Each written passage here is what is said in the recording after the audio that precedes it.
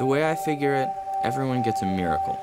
My miracle was I wound up living across the street from Margot Roth Spiegelman. She was arguably the most gorgeous creature that God had ever created.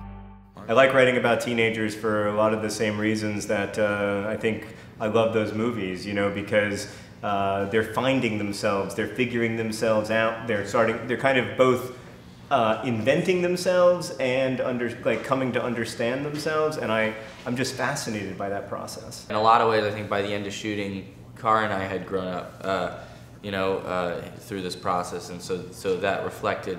You know, I love it when real life and the movie kind of get all confused and mixed up, and that's usually when the best stuff happens, and that definitely happened a lot in this movie. And this was a much harder adaptation, I think. The book does not lend itself as well to, it doesn't have a movie structure, and so Scott and Mike really had to do so much work, and then the director, Jake Schreier, I think made a beautiful movie, a movie that feels kind of classic to me, just in the way that it's shot, and so I am really, really grateful, and I feel so excited. It's so rare that an author gets to actually like a movie adaptation of their work, so I just feel really, really lucky.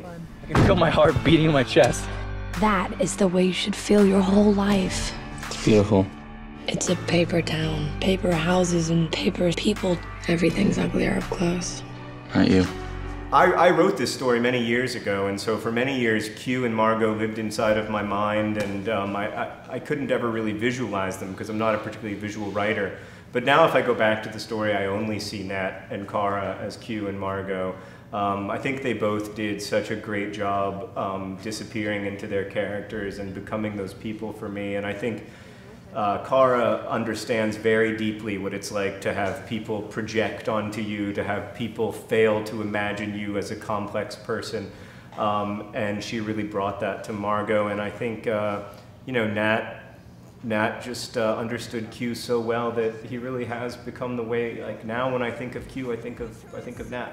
I said to the producers over and over again, the producers of The Fault in Our Stars, who also produced this movie, every time Nat would be on camera in The Fault in Our Stars, I would say, you know who would be good as Q in Paper Towns? That guy.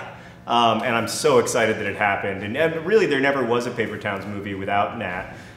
Even before there was a script, he was involved, and having him involved in that whole process meant so much to me because I trust him so much as an actor, but also I just think he has a great understanding of story and a great understanding of characters, and so it's been awesome to be able to have him be part of the whole process. We spent a lot of time on Fault in Our Stars, so I played the smaller role in The Fault in Our Stars, so a lot of times I'd just be hanging out. So I just have days off and I just hang out with John, and we got really close, and then we did press for Fault in Our Stars, and again we ended up doing all these interviews together, so it's almost like the world wanted us to be friends, and we got along, and then when Paper Towns came along, we were just excited to hang out again, and now it's like, we're just bumming out about maybe after this movie coming out, how are we gonna go to foreign countries together? Yeah, how are we gonna figure out a way to vacation in Rio together?